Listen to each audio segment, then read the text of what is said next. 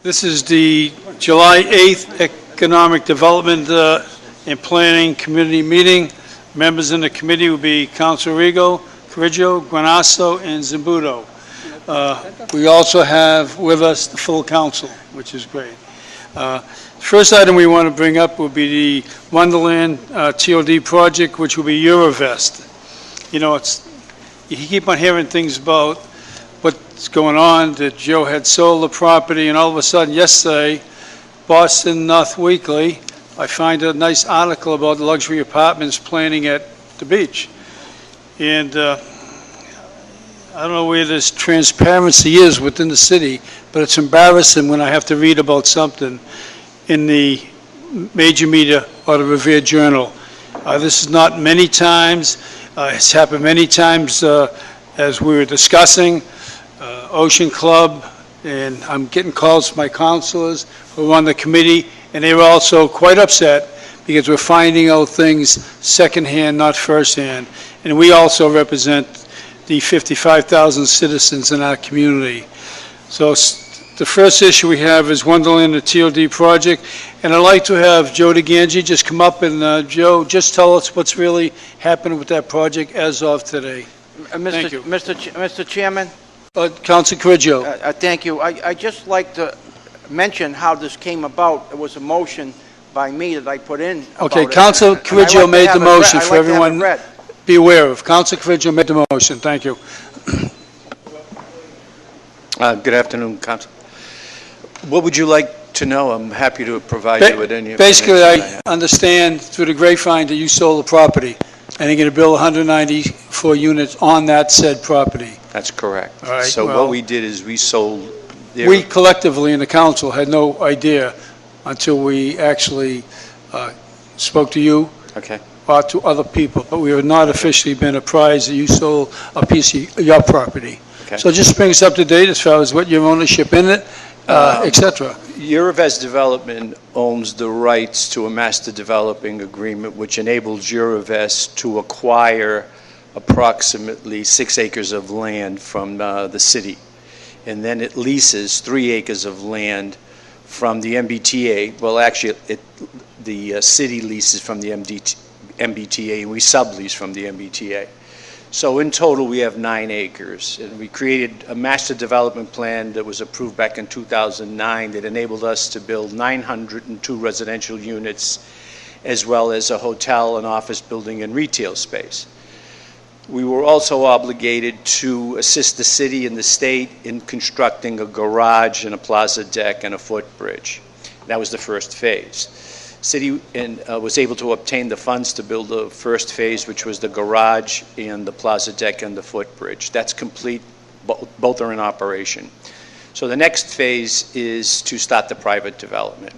And on the private side, what I did is I sold lot 1. This goes back to, I started negotiations at the beginning of this year, January of this year, maybe the tail end of last year. And we finalized the agreement, and I sold lot 1 to a group out of St. Louis called Covington. They're a national developing company. Their intention is to construct 194 units.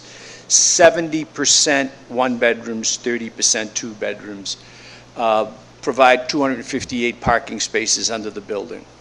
That's it.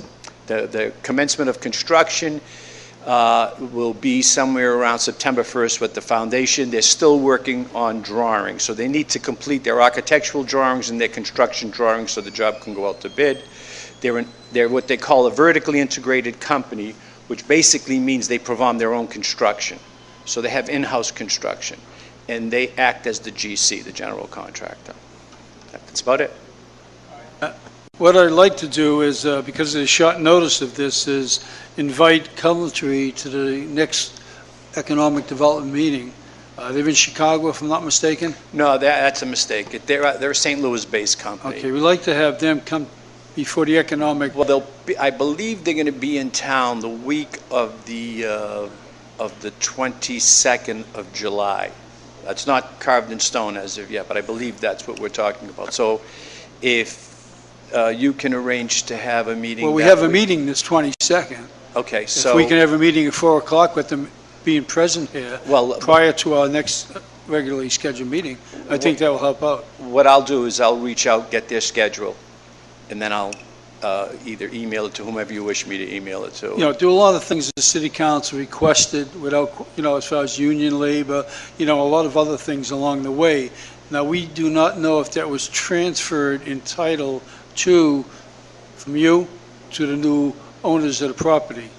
Do you And want that's me what we to- have to really, you know, determine what's going on. Do you want me to address that? Yeah. In terms of the agreement, Eurovest made an agreement with the unions to say that Eurovest will use union labor, which means it doesn't buy union material, but it will use union labor with all of the union trades. And Eurovest attempted to do that in, I'm going to say in November of 2012. We went to Crenshaw Construction. We were introduced to some union contractors to provide us with union numbers because we were going to build 194 units at the time. And then we went to get financing. We went through conventional financing methods and we couldn't get financing. The financial model was inappropriate to be financed. Our costs were higher than our income was, so therefore we couldn't get financed. Rich Petty of the Carpenters Union said, why don't you try going to, we have a credit union that participates in real estate ventures. I, and Mark Ehrlich and whomever their advisor was, we met. I provided them with the numbers. They couldn't finance it. The financial model didn't meet their satisfaction. So hence, I could not develop the building. My second alternative, in accordance to the Master Developing Agreement, is to sell land. Nowhere in that Master Developing Agreement does it say that that has to be union. Absolutely, without any uncertainty, is there anything in there. But as you are aware, the city council voiced their strong opinion that if it could be union built, way back when, it may have not been reduced to writing, okay, but that's what we want to talk to the Covington group. Well, Covington is not adverse to using union. Covington's position is this. They're a vertically integrated company, as I said. So what they'll do is once the drawings are complete, example, they'll put the foundation out to bid. The same as we did on the garage. So from when Eurovest was ever in control of making the decisions for developing, or had some control in it, I honored my commitment to use union labor. So in the garage, we went 95% union. That was both the city, Eurovest, MBTA, collaborating together, going 95% union. Now, in this particular case with Covington, I don't have that control, but I brought that to their attention. And they said, if the numbers make sense for us, why wouldn't we go union? They're talking to a union framer right now on the framing of the building. They're talking to a union foundation company as one of the companies that they're talking to. So they're not shutting the door saying, no, we're not going union. They're saying, if the numbers are right, we'll use them. Okay, So we just want to make sure that, you know, where you have no vested interest other than your reputation, right? We want to make sure that the new company who secured your property will listen to the city councils and the unions. That's all we're looking for. Yeah, well, I will categorically tell you that I have no interest whatsoever At all. in the development of the 195 units that Covington Development is purchasing. Zero. Okay. All right. I'm going to open up to quickly to some of the council because we have a 6 o'clock meeting. Councilor Criviggio. Thank you, Chairman Hass. I'll be brief, Joe. We spoke on the phone. I was concerned because I got calls from Revere residents and a lot of union labor concerned about the project. Originally, why did we go from Eurovest to Covington? What was the move to go to that company? I mean, originally you were going to go 100% union and you were going to build the project. What happened there? I mean... Originally, if you want to go back to the original terms, you'd have to go back to the Master Developing Agreement. It was never the intent of the Master Development Agreement for Eurovest to build the entire development. It would take me 100 years to do it single-handedly.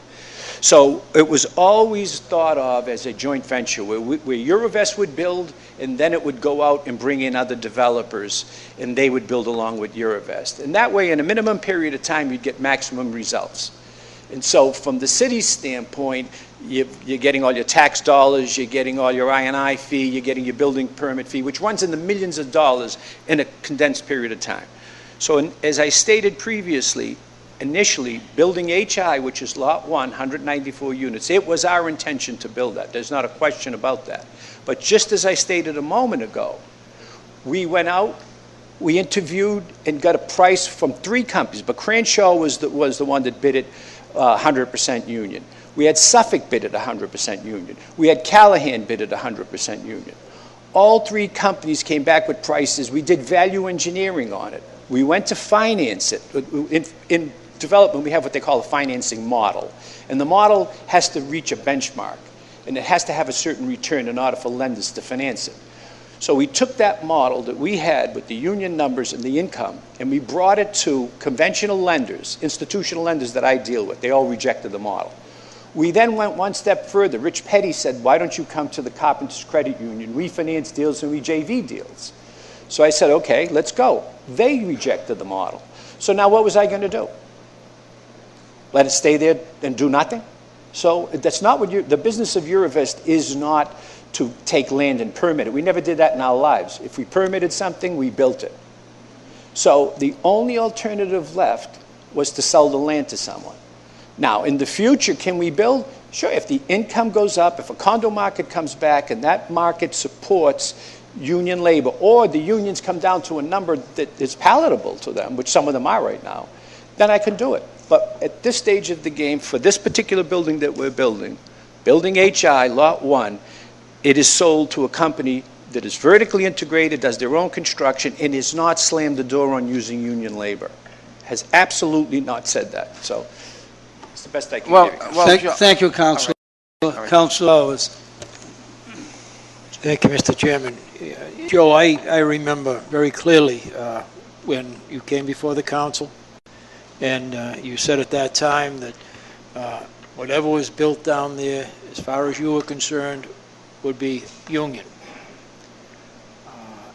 And I'm hearing tonight that it may be, depending on Covington.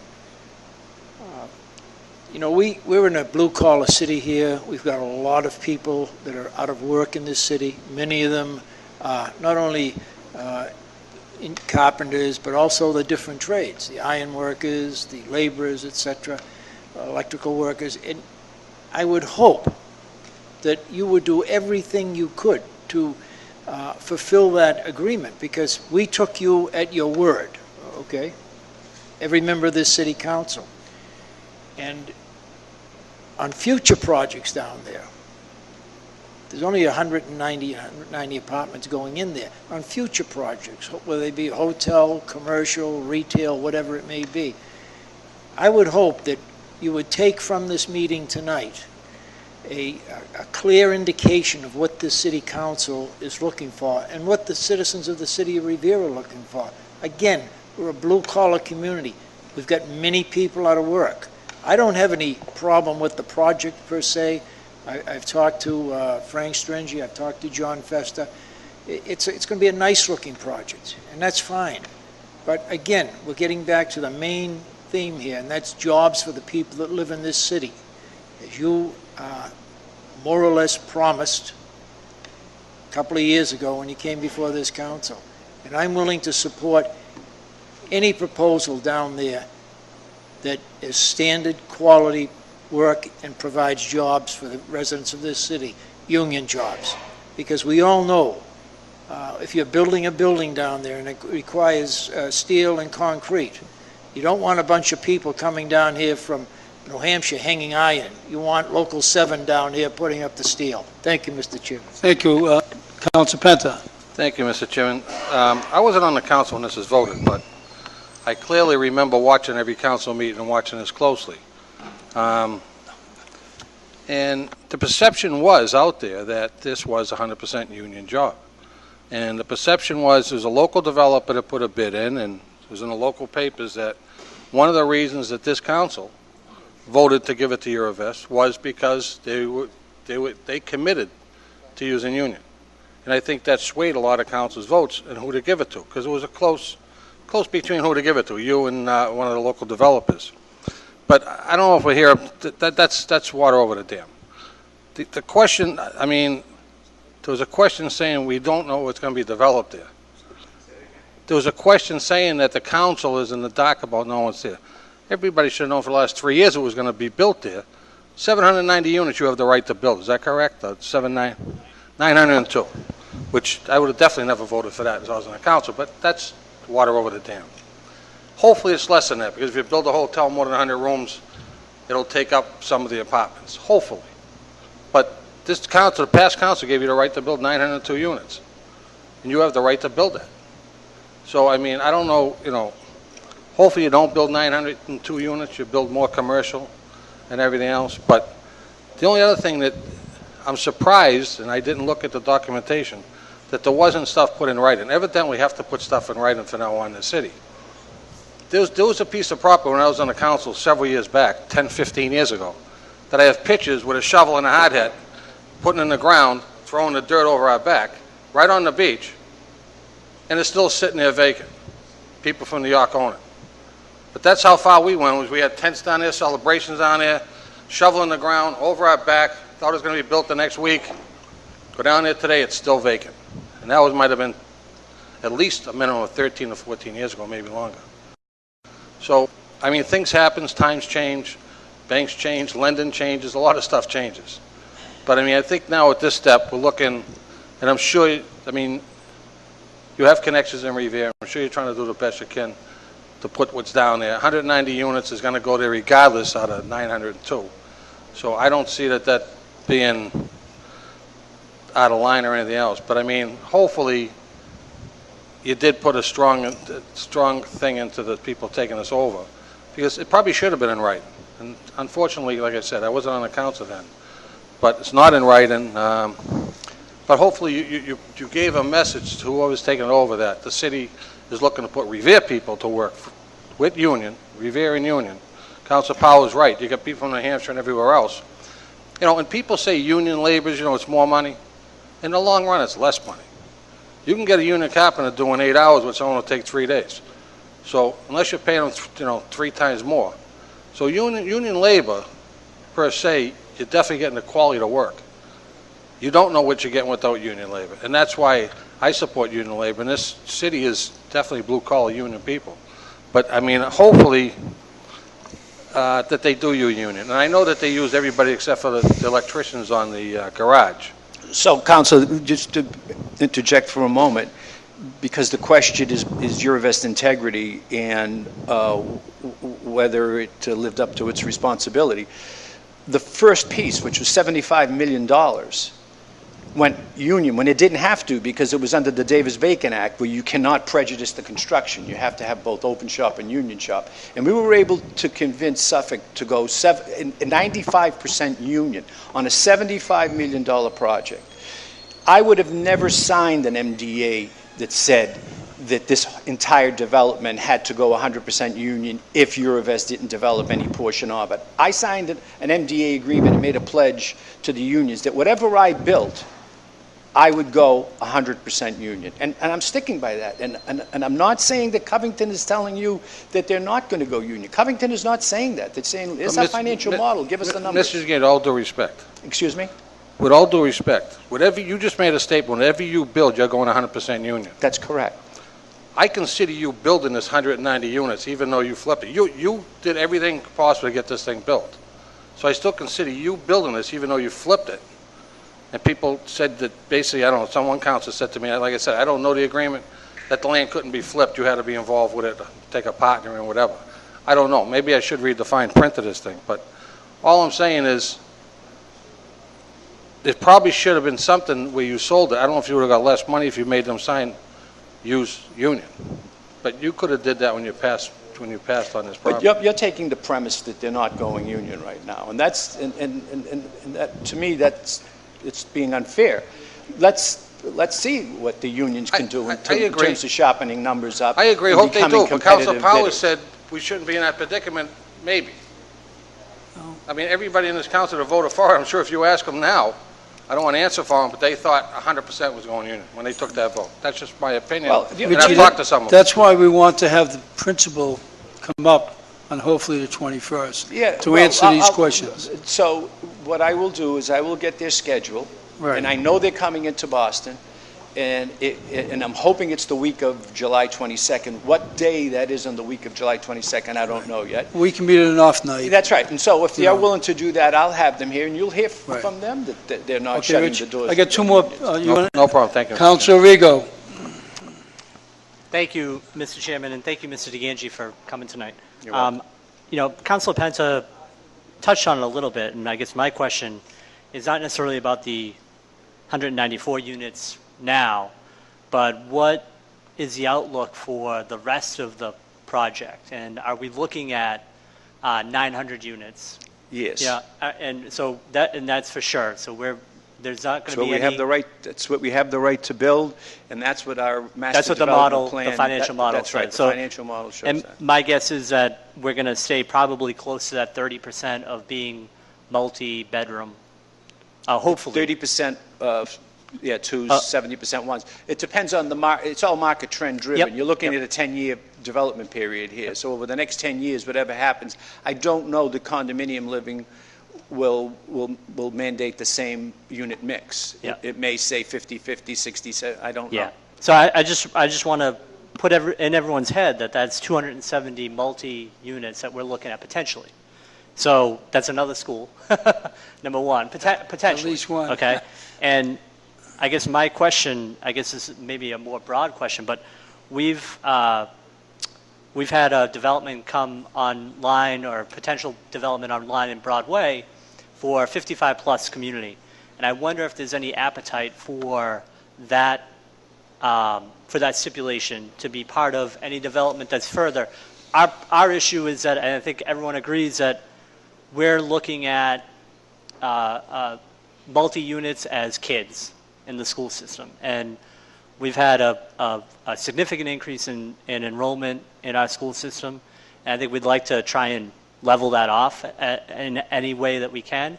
Having 900 units doesn't really help that. So I just wonder if there's any appetite or if there is any possibility of 55-plus community in any of the future projects. Obviously, maybe not this project necessarily, but in the future, is that off the table? Well, the trend in real estate developing right now, especially in TOD developments, transit-oriented developments, they're a development entity unto its own. So it has its own rules, its own regulations, its own requirements. Now, that being said, it says that units should be small. So the one bedrooms are 600 square feet, the two bedrooms are 900 square feet. There are 4 two bedrooms that are 1,400 square feet. It's because of where they're located in the building. So as long as transit-oriented developments stay focused on condensed living, which is smaller units, whether they be condominiums or whether they be apartment, I think that you're going to see that. And to me, that's not, a 900 square foot two bedrooms is not conducive to raising children in.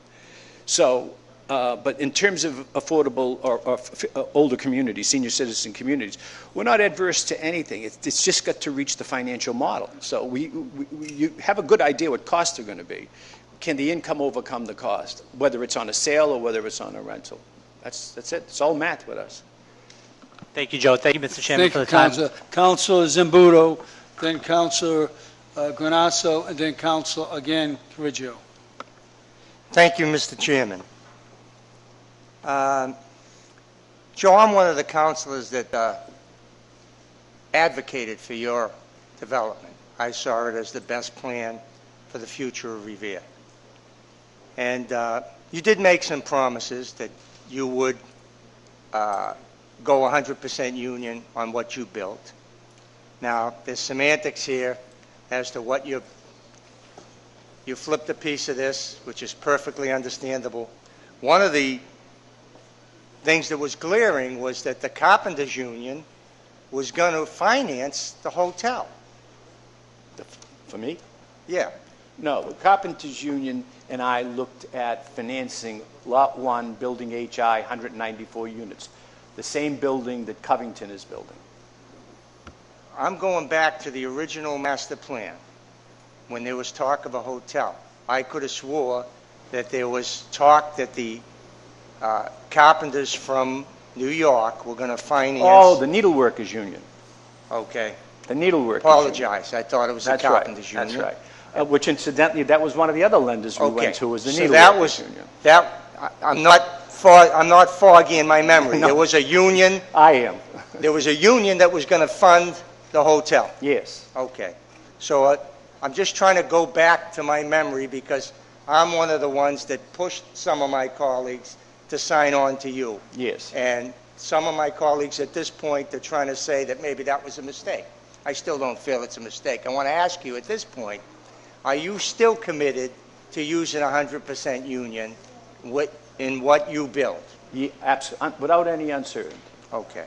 That's good enough. And the way to get me to do it is give me the numbers I can live with. Yeah. Now, I was involved somewhat in the garage construction when there was one union that was astronomically high in their number. I went to them to try to make this project 100% union, and ended up, they never came down in the number. And it is my idea that when you're dealing with prevailing wage jobs, there's absolutely no reason why unions can't be competitive with other contractors of similar caliber. And we're not talking about fly-by-night companies from out of state or Canada or whatever. I'm talking about apples to apples. Now, we all know that Suffolk was a non-union company for many, many years. I was in construction for many years, and I know a little bit about the business. And I think 20 years ago, they signed on to the union. And it's been a good relationship. It's worked out well. I guess my point is that everybody's talking doom and gloom here because one project has been sold to a company who has not yet said that they won't use union. That's right. So we're still hopeful that this will be a union project. And unless somebody has information. Joe said that a half hour ago. Well, I understand that, but we're all going at this like the union's not coming in here because one unit there's going to be 195 units built. And it may be 100% union that builds those 194 units. So that's what I'm hopeful for. But the commitment I want from you, Joe, is that you're not changing what you said back several years ago when this was proposed to the City Council. Not an inch. Okay, so you're still committed 100% to using union labor.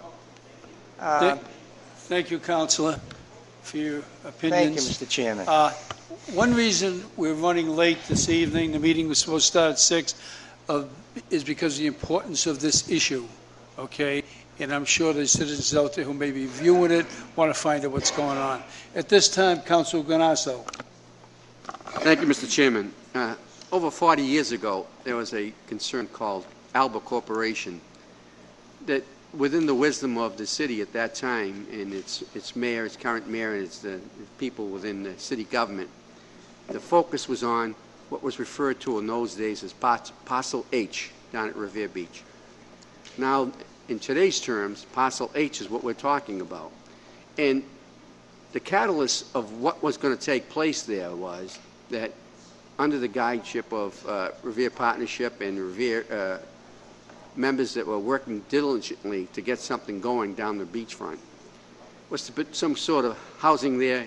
Primarily what we were looking for was a hotel. That's the crystal ball. That's the thing, the ideal thing that we all, and to this day, I think every city council and every person in administration wanted a hotel.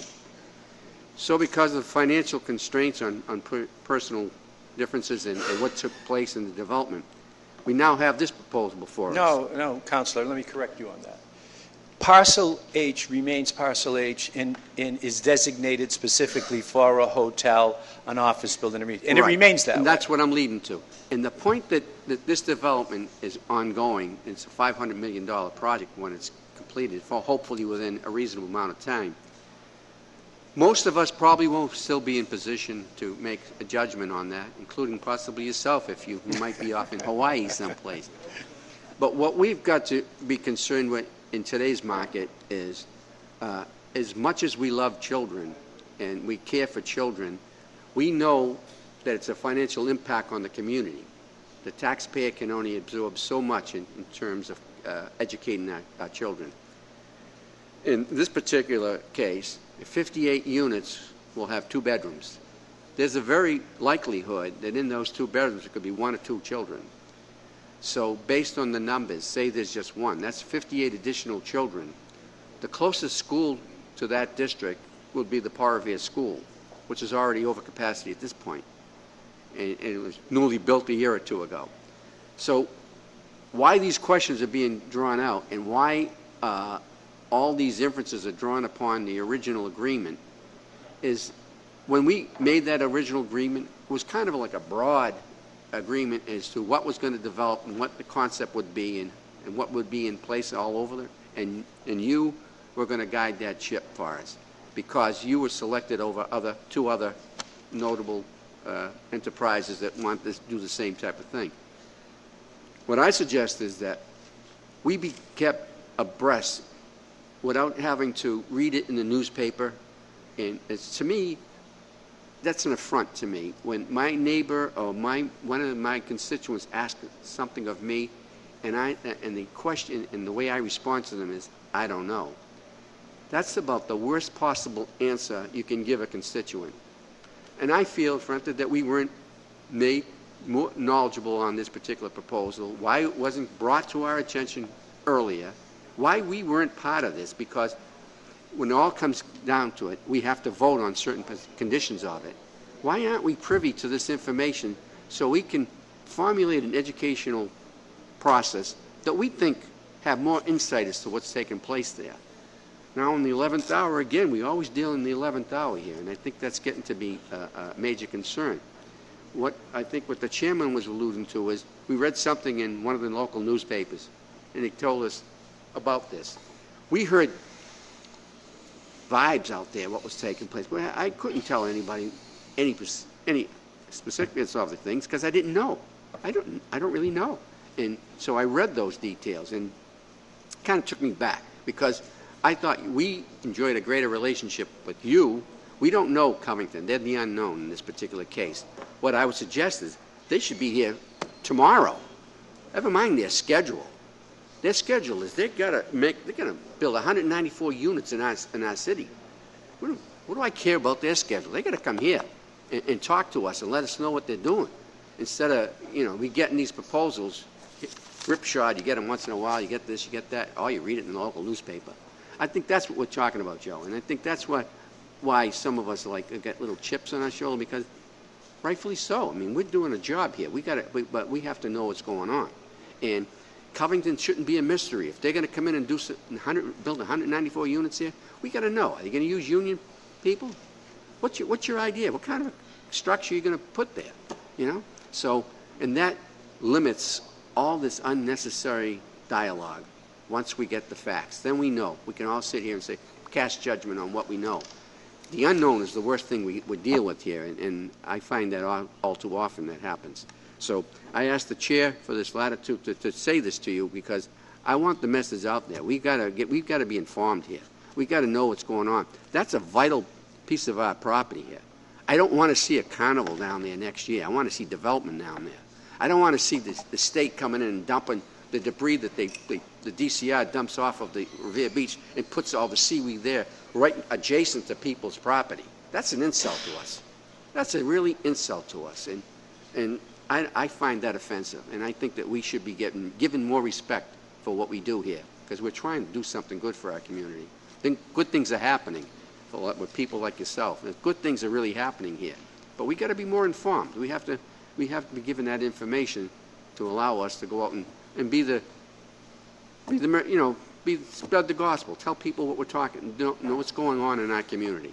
That's all we try to do here. Thank you, Mr. Chairman. Thank you, Councilor. Councilor Corriggio, and then we're going to have representatives from the unions get up. Thank Then you, Mr. Chairman. Festa. Chairman Hass, I didn't get a chance to really finish, but Joe, the bottom line here is we want union labor, Revere residents, some commitment up front. We'd like to have a meeting with Covington and see what these people are about and be able to pick their brain. I don't want to see, and I drive by there all the time, a 364 Ocean Avenue or a 384 or 94 Ocean Avenue which is, to me, it looks like a cell block. All non-union. It's a big slab of cement, and there's Section 8s that are living in there. I don't want to see that happen in this project. I want to see quality architectural building, Revere residents, and union labor on the project. That's the bottom line. This is the Jewel of Revere Beach. This is it. We're stuck with that other building on Ocean Ave. All the time I go by there, I look at it. It's one big slab. And I know you'll do a good job. We get the proper people together. Let's meet with Covington, get some commitments, see what type of a building they're going to build, and go forward. Thank you very much. Thank you, John. At this time, we'd like to have representatives come up. Please identify yourself, etc., and what you do represent. Hi, Rich Petty. I'm from the Carpenters Union. Joe's mentioned my name a couple of times, and we did work hard to try and get this project off the ground for the city of Revere, try and put some of our folks to work. And at the time, it was the probably the middle to late end of the recession. That's probably why we couldn't get the numbers to work. But I will tell you, this is not dead as far as Joe has mentioned. This contractor is out of St. Louis, and St. Louis has 100% market share of doing residential projects union. So I'm not standing here to say that it's a dead issue. What I would like to do is read a letter that was written back when we were working on this project. I'll be as quick as I can. It's only a few paragraphs. James Coyle at the time was the Secretary-Treasurer, General Agent of the Building and Construction Trades in Boston in the Metropolitan District. And here's a letter to Mr. Coyle. It says, "Thank you for inquiring about Eurofest development construction policy if designated as a developer of the Wonderland MBTA parcel in Revere. As for Eurovest development is concerned, it will only retain contractors on that project that have collective bargaining relationships with the affiliates of the Building and Construction Trades of Metropolitan District and the New England Carpenters Union. We will require that the project manager and construction manager adopt this policy as a condition of their retention. We will require the same of all contractors who work on the development. We will also require anyone to whom we transfer any interest in the development to adopt this policy as a condition of the transfer." I'll just go to the end of it. Beyond these practical issues, we look forward to having the support of the Building Trades Council as we move through the review and selection process. In there is why they want to do a union and ensure that local workers make up the bulk, or not, if not all, of development construction workforce. Third, the policy will ensure adequate supply of skilled labor and a timely, successful conclusion to the construction progress. And that is signed yours truly, Joseph DeGangi. I just wanted to bring that piece of paper forward to you. All right, thank you for allowing me to speak. Yeah, Joe Lake, I'm a carpenter steward for Local 33 Boston. I'm also on the REO board in the city. I'm concerned about the Revere residents working on these projects. I have no doubt Joe will try to be 100% union, as he did in the parking garage, 95%. But I have a few concerns about the project in general. I mean, I'm hearing it's a stick-built project, some of it.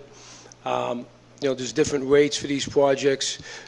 We got a real kind of a wake-up call with the Demoulas down in Northgate. We're on the REO board, as Jack is, and there's a few other members, in Tony Peroni, who couldn't be here tonight, a few other people, that we were kind of assured that this was under the TIFT agreement, which would set the REO in motion. And the REO in motion would be meaning that we'd have Revere residents down there. Well, when the project started, we had the pilasters and the footings were put in by a union contractor, which was Redmond, and then all of a sudden it seemed like the project went bad. It was Richie Petty, actually, in his Local 218, that really forced the issue and got the interior walls done by a union contractor. But all the block was done non-union. A lot of the drywall started non-union. We feel that we just don't want this trend to continue in the city. Sitting with the economic director, John Fester, when Dan Rizzo was elected mayor, he said we have friends in labor here. We took them at their word, and we hope that we can continue this. We know we have a good relationship. I know all the unions have a good relationship with this administration currently. we really got a little wake-up call with that Demoulas. I know John, the economic development director, called me and asked me about the situation when he was hearing phone calls that the Demoulas project was going bad. I dug into it a little bit. Richie did a lot of hard work. Tony Pony did a lot of hard work. You know, we're all craftsmen in the trade. I happen to work for the city as well as being a steward at night for Local 33. I mean, I've been a carpenter for 17 years. I worked in Richie's Local for a long time. I worked in the airport for 9 years. You know, we give quality work. The unions give quality work to the community. We built all the schools. We built the fire station. We built the police station, all Class A construction, good construction, in budget, on budget. So, you know, and I like Joe DeGangi. I think Eurovest builds a good project. I really don't know Covington, which he put a lot of unions at ease by stating to the fact that they are 100% market share in St. Louis where they're from, and they have a history of going union. So we're not considering this thing dead. But, you know, under the BRA in Boston, the REO is notified, and this is on John. I have to say this to John, as the Economic Development Director. You got to find out what our committee is, John, and you got to let us know what the projects are. So we have a heads up, just like Boston has a heads up. You want this to be a development. You were brought in here to be a developer. You're pushing the development of the city. We all commend you for that. But we are also your partners in this. Union labor is your partner, John, and we want to have a seat at the table. Thank you very much. Thank you, Joe. Council Festa. John? I'm glad this come out this evening. I think we resolved a lot of issues, notification. Rick just mentioned about how Covington deals with unions. You know, puts a lot of unions at ease. But I can't believe, listen to Joe, that things will let go and no one mentioned it to any of the councils to bring it to a head like we're doing tonight. That's surprising. John? Mr. Chairman, members of the council, thank you for calling this meeting today. I'd just like to address three issues. First, on the union issues. From day one, Mayor Rizzo and the administration, no matter what developer comes in, we speak to them and we recommend union labor. Right. We can't mandate it, but we strongly, in the first 5 issues that come forward from any developer, we talk about the union issue. So we're trying very diligently to try to make this happen. We do feel there is a partnership. We know that there's a number of people in Revere that need work. So we're cognizant of that, and we're trying everything within our power to be able to go union. We say that, I mean, I'm going to repeat myself. I'm very repetitive to developers that are coming in to make sure that we recommend union labor. Unfortunately, we're being told that we can't mandate it. So we try to work it the best we can. What we do is we're being told that they're going to get bids from union labor and try to do everything within their power to be able to use union workers, and in particular Revere workers. So I understand sometimes the frustration, but I think you have to look at the whole picture, that we are trying to make sure that that does happen. We just can't force it. That's number one.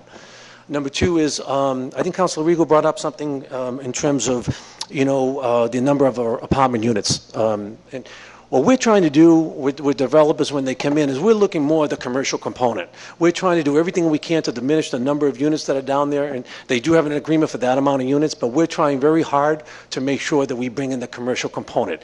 And hopefully very soon you'll see a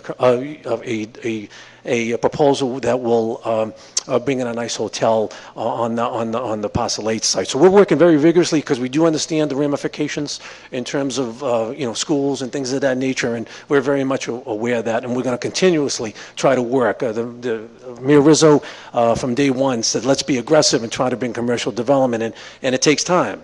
The last thing I want to speak about is the transparency issue. You know, in a lot of these developments that come forward, there's different times, as you all are aware, there's different due diligence processes depending on the complexity of the project. We were going to come forward when, I'll use Covington as an example, when it got to a point where we felt necessary that we could be able to explain in full detail. Now, you're probably referring to the positive. I thought it was a very, very positive article in the Globe. That was done because the reporter called and asked questions pertaining to that development. We are open We will meet weekly, we will meet monthly with your committee or any counselor. I've received many, many calls from counselors that are asking questions pertaining to any development. We want to be very open, that we're not hiding anything, but unfortunately, sometimes we can't call on a daily basis and because there's so much happening. But I know my office and community development will answer any and all questions that you will be informed. We're fully transparent, where we want you to know what's going on. We think it's prudent. It's a good partnership. But unfortunately, and like I said, my understanding is tonight is the first meeting. I'll be able to meet with your counselor monthly, weekly, any counselor. Any questions that you may have, because I think what the issue is, John, talking to my colleagues, we read this Globe North article, right? Yeah. We heard for the last month 194, but we have not been officially notified that Joe DeGangi sold a piece of property, okay, which would affect, as Council Regal indicated, the school system, okay? We thought Joe was still doing it. That's one. Then you talk about the Ocean Club. What's going on down there? We don't know. We keep on hearing they're going to build 46 to 80 units down there. Okay? People ask us, as Arthur Guanasso indicated, they ask us, and we say, we don't know. It's like we're in left field up here. Guys, I mean, the article here was absolutely tremendous for the city. It shows Revere's on the move without question. Okay? But we should be part of it. That's the transparency that I'm talking about, and I'm sure some of my colleagues. Councilor, on many of the developments that occur, and you said the Ocean Club, they're not at a point where they're coming forward on site plan review to express interest. So will we come forward and say X amount of units when that may not happen? We want to make sure that the developments that we come to you with are real and that it doesn't change. So if we say to you, okay, a development coming in, they're proposing 140 units, and all of a sudden, a week later, they're coming in for 130 units, we want to make sure that one of the things that we tell the people in the city of Revere is very accurate. And that's why I'm not hesitant about taking calls, a meeting with anyone at any point in time to really update you on because it is done on a weekly basis. It does change. And a lot of these developments are changing rapidly. So we want to make sure that A, we're accurate, B, we're being truthful with the people in the city of Revere, and with your body. And so it changes so often that if I called you and I said, okay, this project is coming forward and it's 100 units, and all of a sudden the following week it changes, I mean, I think what needs to be done is that I would be, like as I said earlier, I'd be more than happy to meet with you more regularly because of the complexity of all these projects. There's so much happening at one time, and I'm not trying to be evasive. No, but as a former councilor, you know yourself, if there's development that was going on with then the mayor and the city council, okay? Yes. You sat there, I sat here, whatever, all right? You'll be a little offended that you have to pick up the paper, the Revere Journal, all the time. I'm getting my information from the Revere Journal. And but Councilor, not only me, this is my colleagues. I'm speaking on behalf of most of my colleagues. but I would just let me just have a point of information first. First of all, Mr. Chairman, you're not speaking for me.